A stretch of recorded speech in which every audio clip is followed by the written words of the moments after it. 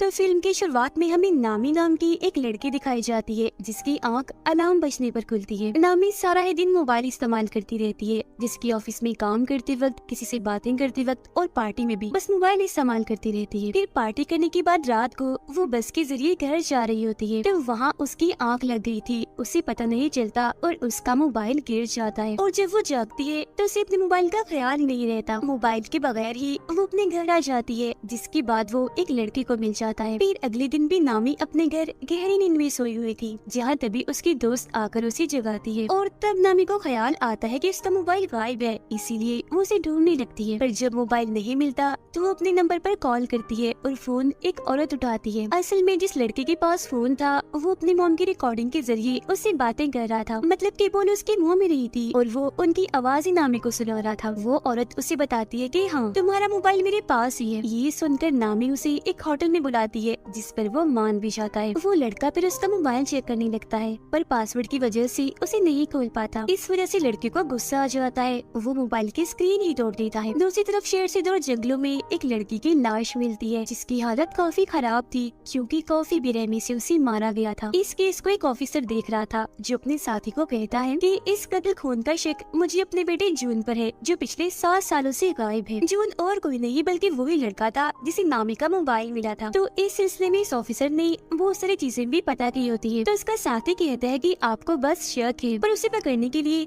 हमें सबूत इकट्ठा करने होंगे। उधर नामी अपने डैड के होटल में आकर उनसे मिलती है। उसे पता चलता है कि मेरे डैड का इंस्टाग्राम अकाउंट भी है, तो ये जानकर उसे काफी खुशी होती है। अब तभी नामी के पास उसी औरत की कॉल आती है जिसके पास उसका मोबाइल था। वो कहती है कि गलती से तुम्हारे मोबाइल की स्क्रीन टूट गई है, मैंने उसे ठीक करने के लिए मोबाइल की एक दुकान पर भेज दिया है, पैसे भी दे दिए, तो तुम उस दुकान पर जाकर अपना मोबाइल ले सकती हो। फिर थोड़ी ही देर बाद नामी अपना मोबाइल लेने के लिए उस दुकान पर पहुंच जाती है, जहां उसे जॉन भी दिखता है जिसने मास्क लगाया हुआ था। वो नामी के मोबाइल की डिटेल्स में उसका पासवर्ड भी पता लगवा देता है और फिर उसका मोबाइल ठीक करने के दौरान वो उसमें एक हैक करने वाला सॉफ्टवेयर भी डाल देता है और उसके मोबाइल का एक डुप्लीकेट फोन बनाकर नामी को दे देता है। वो फिर वहाँ से चली जाती है। अब जो जो नामी अपने मोबाइल पर कह रही थी वो सब जॉन भी देख रहा था, क्योंकि उसने नामी के मोबाइल को अपने कंट्रोल में कर लिया था और ये भी उसे चला सकता था। वो उसके चैट्स, इन्हीं मैसेजेस पर वो किससे बात करती है, कॉल्स, यहाँ तक कि खुद नामी पर भी कैमरा के जरिए नजर रख रहा था। फिर रात में जब नामी अपने डैड के होटल में काम करवा रही थी तो तब जून भी वहाँ आता है और उसे बताता है कि मैं यहाँ आता रहता हूँ। वो उसे इसलिए नहीं पहचान पाती क्योंकि दुकान में उसने मास्क लगाया हुआ था। वो नामी से यहाँ की सबसे खास शराब मांगता है। अब क्योंकि वो उसके मोबाइल पर नजर रख रहा था तो उसे सब पता चल जाता है कि नामी को कौन कौन सी गेम्स पसंद है और किन किन चीजों में उसकी दिलचस्पी है, जिससे वो नामी को इम्प्रेस, मुतासिर कर लेता है। और अब उसे अपने बारे में भी बताता है कि मैं एक ऐसी कंपनी में जॉब करता हूँ जो सॉफ्टवेयर, कंप्यूटर और इंटरनेट से जुड़े सारे काम करती है। उन दोनों को बातें करते हुए नामी के डैड भी देख रहे थे। फिर रात को नामी अपने दोस्तों से बातें करते करते सो जाती है और पूरी रात जून उसका मोबाइल ही चेक करता रहता है, जिससे वो उसके बारे में हर एक जानकारी और राज जान चुका था। जिसके बाद अगली सुबह नामी अपनी ऑफिस आती है। वो दरअसल एक कंपनी में काम करती थी। उधर जून अपनी पिछले शिकारी यानी उस लड़की की तस्वीर देखता है जिसका कत्ल उसने किया था, जो और कोई नहीं बल्कि वही थी जिसकी लाश जंगल में से मिली थी। जिसके बाद वो अपना अगला शिकार नामी को चुनता है। उधर नामी के पास उसकी बॉस आती है, कहती है कि हमारी कंपनी को एक काफी बड़ा प्रोजेक्ट मिला है, साथ ही तुम भी काफी अच्छे से काम कर रही हो, मैं तुमसे बहुत खुश हूँ, इसीलिए मैं तुम्हारी सैलरी दोगुनी कर रही हूँ, यानी कि डबल कर रही हूँ, पर तुम इस बारे में बाकी साथियों को मत बताना। अब उनकी ये सारी बातें जून ने भी सुन ली थी। उधर वो ऑफिसर यानी जून के डैड घर आकर अपनी वाइफ से बातें करने लगती है, पर वो जून के बारे में उन्हें कोई बात नहीं बताती। हालांकि उन्हें पता होता है कि जून और उसकी मोम आपस में राब्ते में है और बातें करती रहती है। वो फिर अपनी वाइफ को बताते हैं कि शहर में एक लड़की का खून हुआ है जिसका शक मुझे जून पर है और मैं ये बात जानता हूँ कि तुम उससे राब्ते में हो, क्योंकि मैंने तुम्हारी और उसकी बातें सुन ली थी। जो सुनकर फौरन वो बोलती है कि नहीं, मैं नहीं मानती, मेरा बेटा ऐसा नहीं कर सकता, वो किसी का खून भला क्यों करेगा।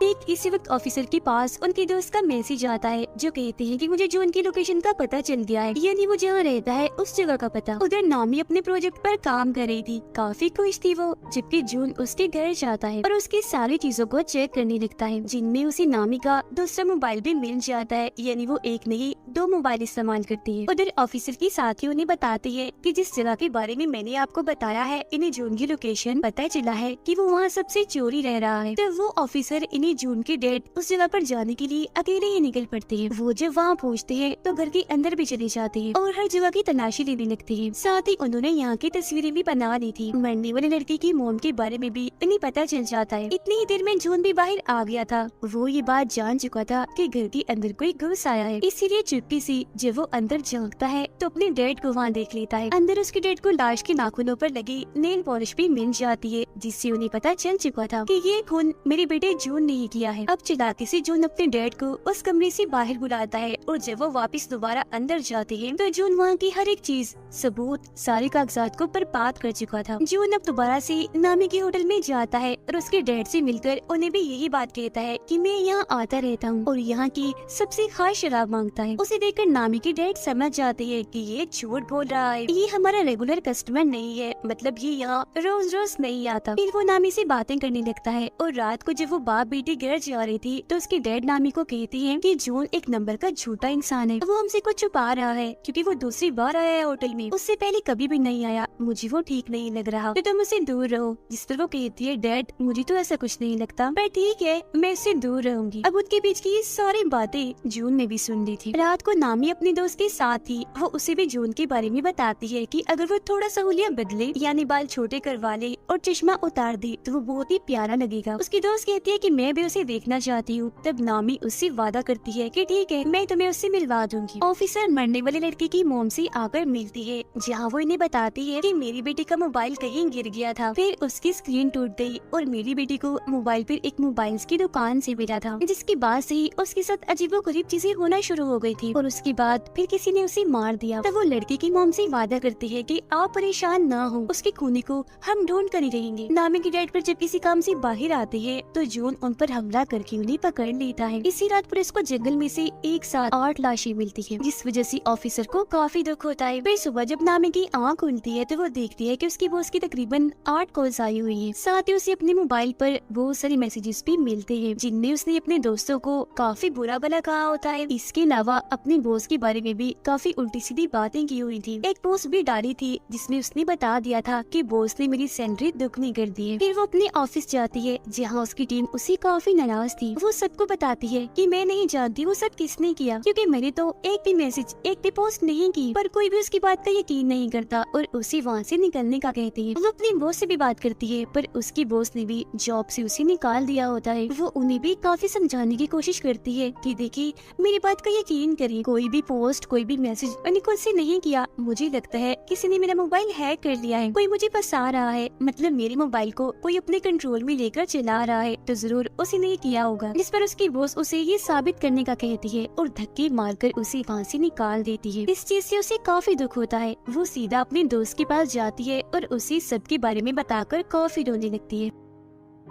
तब उसकी दोस्त उसे सहारा देती है, उसे संभालती है। ये चीज जून ने भी देख ली थी। वो सोचता है कि नामी अपने दोस्त के काफी करीब है, तो पहले रास्ते से इसे हटाना होगा। वो और उसकी दोस्त पुलिस स्टेशन जाती है और इस सब के बारे में बताती है। तब ऑफिसर उनसे कहता है कि ये सब आपके साथ ऑनलाइन हुआ है, इसलिए हम आपकी कोई मदद नहीं कर सकते, क्योंकि जिसने भी आपके साथ ऐसा किया हम उसे नहीं पकड़ सकेंगे। ये सुनकर उसकी दोस्त को काफी गुस्सा आता है, जिसके बाद दोनों यहाँ से चली जाती है। जून अब नामी के डैड के घर पर ही रह रहा था, क्योंकि उसने उन्हें वहाँ बांध के रखा हुआ था। वो उनकी मोबाइल से नामी को मैसेजेस भी करता रहता है, ताकि उसे शक ना हो कि मेरे डैड को किसी ने अगवा कर लिया है। वो दोनों फिर होटल में आकर बातें करने लगती है। इस बारे में सोच रही थी कि आखिर ऐसी हरकत कौन कर सकता है। वो फिर बात करती है कि इस बारे में पता लगवाने के लिए हमें एक ऐसा इंसान चाहिए जो कंप्यूटर और इंटरनेट में काफी माहिर हो। अब तभी यहाँ जून भी आ गया था, जिसके लिए नामी जोश लेने जाती है और वो उसकी दोस्त के साथ मिलकर नामी का फोन चेक करने लगता है। वो फिर जब आती है तो जून उसे बताता है कि किसी ने तुम्हारा मोबाइल हैक किया हुआ है। उस इंसान ने तुम्हारे मोबाइल में एक ऐसा सॉफ्टवेयर डाला है जिससे तुम्हारा मोबाइल उसके कंट्रोल में आ गया है और तुम जो भी करोगी उसे पता चल जाएगा और मोबाइल को वो अपने तरीके से भी चला सकता है। वो फिर नामी को बाहर आता है और बताता है कि ये काम किसी करीबी का है। वो करीबी जिसे तुम्हारे मोबाइल का पासवर्ड भी पता है, क्योंकि पासवर्ड खोलने के बाद ही उसने ये सब किया होगा ना। अब तभी उन दोनों की तस्वीर चुपके से नामी की दोस्त बना रही थी, जिससे उसे काफी अजीब लगता है। वो फिर होटल में जब आती है तो उसकी दोस्त उसे एक खबर दिखाती है जिसमें पुलिस को एक साथ 8 लाशें मिली थी। अब उसकी दोस्त नोट कर लेती है कि नामी मुझसे बात नहीं कर रही। वो उससे इसकी वजह पूछती है कि तुम मेरी बात क्यों नहीं सुन रही, तुम्हारा मूड भी खराब है, क्या हुआ, नाराज हो? जो सुनकर नामी भड़क जाती है, कहती है कि मुझे तुम पर शक है, ऐसा मेरे साथ तुमने किया होगा क्योंकि मेरी पासवर्ड तो सिर्फ तुम ही जानती हो। जो सुनकर उसकी दोस्त को काफी बुरा लगता है। वो कहती है कि तुम कल के आए उस लड़के जून की वजह से मुझ पर शक कर रही हो। ठीक है, अगर तुम्हें ऐसा ही लगता है तो मैं तुमसे दूर चली जाती हूँ। इतना कहने के बाद वो नामी से अपनी दोस्ती तोड़कर चली जाती है। वो काफी दुखी थी, रो रही थी और ये चीज जून भी देख लेता है। उधर पुलिस मरने वाले लोगों की लाशें जब उठा रही थी तब उनका सामान भी देखा जाता है, जो देखकर ऑफिसर काफी परेशान हो गए थे। तब उनका साथी कहते हैं कि ये काम आपका बेटा ही कर रहा है, हम जानते हैं, तो हमें उसे पकड़कर रोकना होगा जल्द से जल्द क्योंकि चीजें काफी आगे तक निकल गई हैं। तब ऑफिसर कहती है तो सबसे पहले तुम उस मोबाइल की दुकान को ढूंढो जहाँ जून काम करता है, जिस पर उसका साथी हाँ बोलता है और ये दोनों वहाँ से निकल जाते हैं। नामी होटल में बैठी अपनी और अपनी दोस्त की वीडियो देख रही थी। वो काफी दुखी थी और अपना मोबाइल गिरा देती है जिससे स्क्रीन फिर से टूट जाती है। उधर ऑफिसर और उनके साथी को जो उनकी मोबाइल्स की दुकान मिल जाती है, पर उसने यहाँ की हर चीज को तबाह बर्बाद कर दिया था। लेकिन कुछ पेपर्स के जरिए उन्हें 8 कस्टमर्स के बारे में पता चलता है जो और कोई नहीं बल्कि वही लोग थे जिनकी लाशें इन्हें मिली थी। ऑफिसर बताते हैं कि मुझे 9वीं लड़की की डिटेल्स भी पता है जो मरने वाली है और वो डिटेल्स मुझे जून के घर से ही मिली थी, तो अब हमें उसको बचा लेना चाहिए। जो सुनकर उनका साथी कहता है कि हमें इस सब के बारे में खबरों में भी चला देना चाहिए ताकि जून को जल्द से जल्द पकड़ा जा सके। अब तभी इधर नामी भी आ जाती है। उसने इन दोनों की बातें सुनी थी और जब वो वहाँ जून का नाम देखती है तो समझ जाती है कि और किसी ने नहीं बल्कि जून ने ही मुझे फंसाया है। उसने मेरा मोबाइल हैक करके वो सारी मैसेजेस और पोस्ट की थी, उसकी वजह से ही मैं आज अकेली हूँ, मेरे पास नौकरी भी नहीं है और मेरी इतनी अच्छी दोस्त भी मुझे छोड़कर चली गई है। वो मजीद जून की कंपनी में कॉल करती है जहाँ से उसे पता चलता है कि इस नाम का कोई भी वर्कर यहाँ काम नहीं करता। जो सुनकर नामी को जून पर काफी गुस्सा आता है और वो फैसला करती है कि मैं उसे अपना बदला लेकर उसे सबक सिखा कर ही रहूंगी। उसकी ये बातें ऑफिसर ने भी सुन ली थी, पर वो उसे ये बात नहीं बताते कि जॉन एक सीरियल किलर भी है, यानी एक खूनी जिसने न जाने कितने लोगों को मार दिया है। पर वो सिर्फ ये कहते हैं कि मैं भी जून को पकड़ना चाहता हूँ, वो अच्छा लड़का नहीं है। जिस पर नामी उन्हें एक आइडिया देती है कि मैं ऐसा करूंगी कि उसे मिलने के लिए घर बुला लूंगी, मैं आप लोगों को भी बता दूंगी, तो उसे पकड़ने के लिए फौरन आप लोग आ जाना। जिस पर वो दोनों ऑफिसर्स मान जाते हैं। फिर अगले दिन जून के पास नामी का मैसेज आता है जो उसे मिलने के लिए बुलाती है, जबकि उसके घर के बाहर नीचे दोनों पुलिस ऑफिसर्स गाड़ी में जून की आने का इंतजार कर रही थी। अब जून नामी की ख्वाहिश के मुताबिक अपना हुलिया बदलता है, जिसे वो अपने बाल काट कर चश्मा उतार कर उसे मिलने चाहता है। वो उसके घर के बाहर नीचे पहुँचता है जबकि नामी ऊपर अपने घर में तैयार हो रही थी। नीचे जब जून आगे बढ़ रहा था तो दोनों पुलिस ऑफिसर्स उसे पकड़ लेती है, पर उसका चेहरा देखकर समझ जाते हैं कि ये जून नहीं है बल्कि कोई और ही है, क्योंकि दरअसल हुलिया बदलने की वजह से वो उसे पहचान नहीं पाई। अब जून उन दोनों को धमकाने लगता है कि मैं तुम्हारे खिलाफ रिपोर्ट करूंगा क्योंकि मैं मासूम हूँ, बेकसूर हूँ और तुम मुझ पर शक करके गन दिखा रही हो। जिस पर ऑफिसर का साथी कहते हैं वो दरअसल हमें गलतफहमी हो गई थी, हम किसी खूनी को ढूंढ रही है। पर जून उनसे कहता है कि खैर जो भी है देख लूंगा तुम्हें।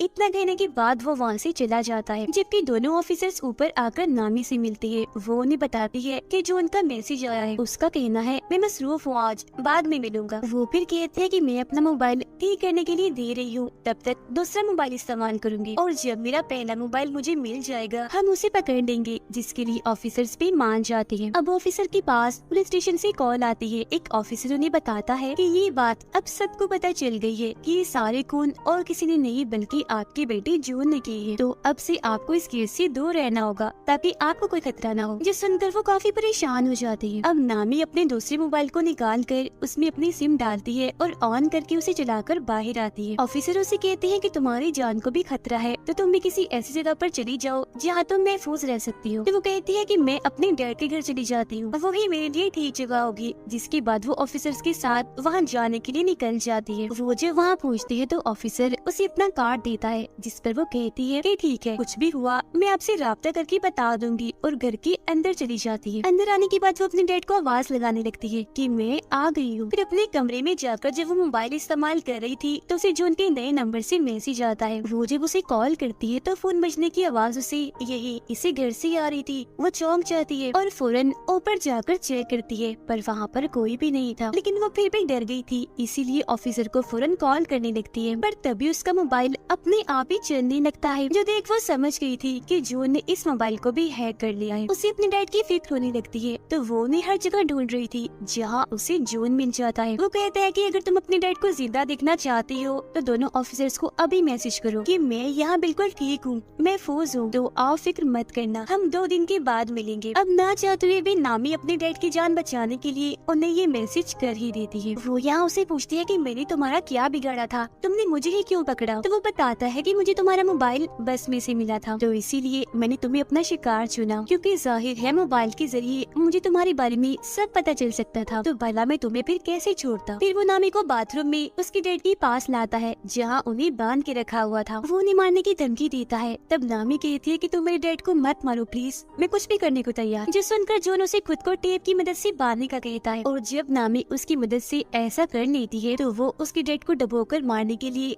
टब में पानी छोड़ देता है। ये चीज नामी भी देख रही थी। दुखी होकर वो रोने लगती है, साथ ही वो जॉन को काफी बुरा बुरा भी कह रही थी, तो वो उसे भी उठाकर ठिकाने लगाने के लिए पर टेप लगा देता है और बाथ टब में छोड़ देता है जो पूरा ही पानी से भर गया था। वो उसकी तस्वीरें बनाकर उसकी बेबसी पर हंस रहा था और वहाँ से बाहर निकल आता है। उसे ऑफिसर का कार्ड मिलता है जिसके पीछे उन्होंने लिखा था नामी सिर्फ कॉल करना, मैसेज नहीं। पर क्योंकि इसने तो ऑफिसर को मैसेज करवाया था तो उन्हें पता चल गया था कि जरूर ये जून ने किया है, तो इसका मतलब वो यहाँ आ रहे थे जून को पकड़ने के लिए। अब जून को भी एहसास हो जाता है कि ऑफिसर्स घर में घुस आए हैं। वो ऑफिसर के साथी को जाकर पकड़ लेता है, पर पीछे से उसके डैड ऑफिसर आकर उसे पकड़ लेते हैं। मगर क्योंकि ये उनका बेटा नहीं होता तो वो इसे मारने लगते हैं और अपने बेटे के बारे में पूछते हैं। पानी में डूबकर नामी मरने ही वाली थी कि तभी ऑफिसर का साथी उसी पानी से बाहर निकाल कर मरने से बचा लेता है। ऑफिसर उसे मार मार कर काफी जख्मी कर देते हैं और अपने बेटे के बारे में पूछते हैं। तब वो कहता है डैड मैं ही आपका बेटा हूँ, जिस पर ऑफिसर मान भी जाती है। तो वो उन पर हंसने लगता है और कहता है कितने बेवकूफ हो तुम, अपने बेटे की पहचान भी नहीं है। ये सुनकर ऑफिसर भड़क जाते हैं और उसे दोबारा से मारने लगते हैं। उधर नामी को भी होश आ गई थी। वो देखती है कि ऑफिसर के साथी उसके डैड को होश में लाने की कोशिश कर रही है, पर वो उठ ही नहीं रही। ऑफिसर फिर जो उनका बैग चेक करती है जिसमें से उन्हें जो उनके सारे शिकारों का सामान मिलता है, यहाँ तक कि 0 नंबर वाले शिकार का भी, इन्हीं सबसे पहले वाले शिकार का, जो कि असल में और कोई नहीं बल्कि उनका बेटा जून था। इस कोने के पास ऑफिसर की वाइफ और उसकी बेटी की सारी डिटेल्स मौजूद थी। इन्हें जो 7 साल पहले गायब हो गया था, असल में वो गायब नहीं हुआ था, 7 साल पहले ही इस कोने ने उसे मार डाला और तभी से जून की पहचान देकर इन्हें जून बनकर लोगों को मार रहा है। ये जानकर ऑफिसर को काफी दुख होता है, इसीलिए वो गन लेकर खूनी को मारने के लिए जाती है। खूनी उन्हें बताता है कि मैं आज भी जून बनकर तुम्हारी वाइफ से बात करता हूँ। कितने भोले हो आप लोग, पता लगवा ही नहीं पाए कि जिसे तुम बात कर रहे हो अपना बेटा समझकर वो तो तुम्हारे बेटे का असली कातिल है। उसकी ये सारी बातें नामी भी सुन लेती है। वो गुस्से से भरी बाहर आती है, ऑफिसर से गन छीनकर उस खूनी को मार देती है। वो फिर देखती है कि मेरे डैड को होश आ गई है, मतलब कि वो जिंदा है। इस बात से जज्बाती होकर वो अपने डैड के गले से लगकर काफी रोती है। फिर उसका इलाज करने के लिए उसे एम्बुलेंस के जरिए हॉस्पिटल भेज दिया जाता है, जहाँ से पुलिस भी सभी मरने वालों की चीजें इकट्ठा कर रही थी। कुछ दिन के बाद सभी को खूनी के बारे में पता चल जाता है, यानी कि वो ऑनलाइन ही इंटरनेट के जरिए ही लोगों को पकड़कर उन्हें मारता है और अब वो मारा जा चुका है। बस इससे ज्यादा और कोई जानकारी नहीं मिल पाती। फिर नामी जब अपने डैड और दोस्त के साथ होटल में थी तो कोई चुपके से उस पर नजर रख रहा था, जिसे वो खुद भी देख लेती है, पर समझ नहीं पाती कि ये कौन है। तो या तो ये खूनी ही हो सकता है जो शायद मरा नहीं होगा, या फिर ऑफिसर का बेटा भी हो सकता है, या कोई तीसरा इंसान भी हो सकता है जो अब खूनी की तरह ही ऑनलाइन पकड़ कर लोगों को मारेगा सिर्फ अपनी इंजॉयमेंट के लिए। और इसी सस्पेंस भरे सीन के साथ ही ये कहानी इधर ही खत्म हो जाती है।